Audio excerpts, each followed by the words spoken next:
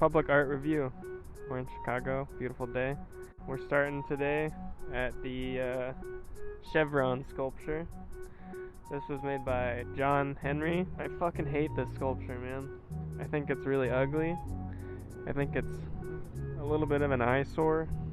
Let's get into it. Let's talk about it. It's oddly religious looking to me. Like it looks like a bit of a mountain bearing a cross, or a structure bearing the sins of Chicago and all of our unholiness. This was originally in front of somebody's house in Lincoln Park, and they moved it because everybody in the neighborhood was complaining about it being an eyesore. I mean, can you imagine? Could you imagine walking your dog or around your neighborhood and this is just there? You got a lot of people hanging out here right now. It's a nice day, but I don't think they're congregating here because of the sculpture. I think it's because there's a big grass field here and a nice view of the city. Let's get a shot of the city over here. It's beautiful. It's beautiful. Why is this here?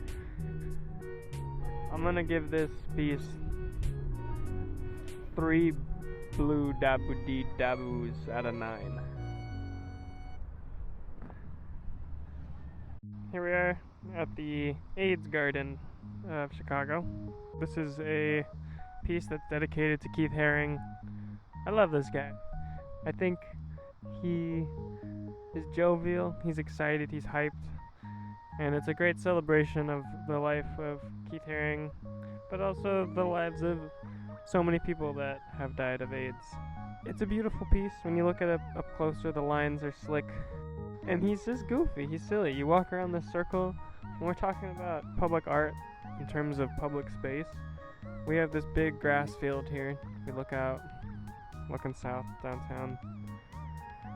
Uninterrupted, nice, big green. And then we have this whole path that surrounds this guy.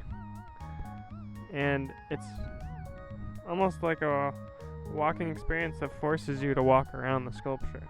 Even if you're not thinking about it, the whole path is circulating around it. The sculpture itself is on a circular platform, but surrounded by plants, so you're not, like invited to walk around on top of it.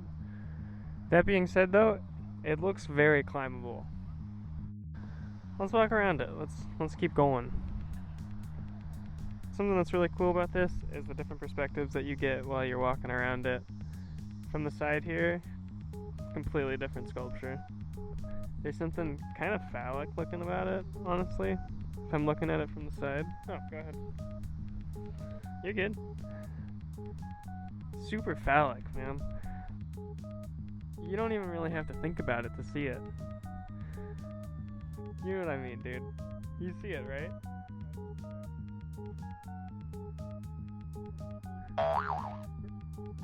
Anyway, look at this guy. Let's move on a little closer. We got this first ring right here, followed by a planter. And then we have this big metal dish here. And it almost looks like this is just wedged in here. Like it's not actually standing on anything, but it's just wedged into the... Obviously it's not, but... there's more thought into it. There's more consideration into like how these lines are gonna meet, what edges are gonna touch what edges, instead of just having these big bolts and nuts and bolts right in your face. It's good. I give this guy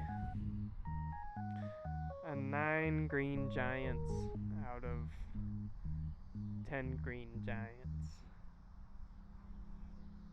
And this is something I just noticed, because I don't really spend that much time super up close to this. They put a little welded Keith Haring signature into there, which is a sweet touch, and it looks like somebody threw some beads up there too as a little memorial. So rest in peace, Keith. We love you. We love the sculpture. This is Dense Bud by Nancy Rubens. I love this piece. It's right off the lakefront trail, the Bryn Mawr exit. We're almost at the end of the trail up here. This piece got commissioned in 2016. I wonder when I'm looking at it if it's a bunch of just found objects and found creatures, or if Nancy had these all made, or if she made them all for the sculpture. Pretty simply, it's just a bunch of animals that are conjoined together in this big web.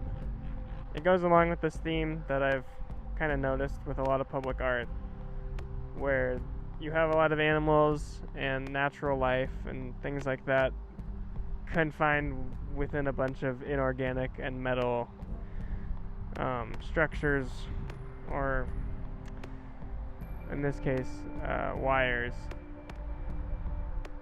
And I think it's probably some sort of commentary about us living in a city and being animals, basically, that are stuck in these confines of the city.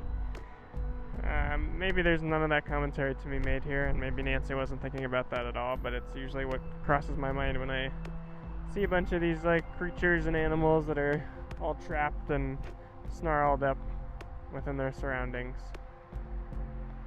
And when we look at this one, they're all snarled up. It looks like a tumbleweed or like a spider web. And I mean, you can even look, there's a spider, a big ass fucking spider, weaving its web up here.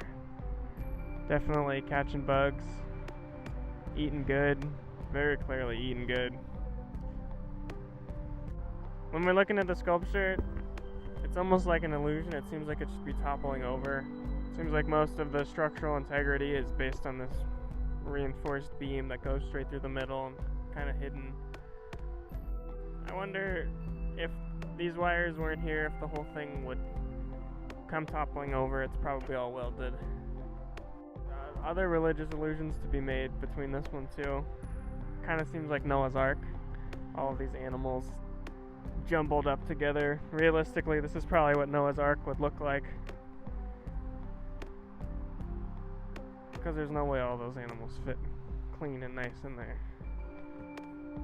Over here, there's something cool that you can notice, that the scale of these creatures is almost like a cyclone or a tornado. You have these smaller guys over here that kind of flourish out into bigger versions of the same animals. You have a lot of these smaller turtles built up at the base, and then this big turtle here holding up the rest of them.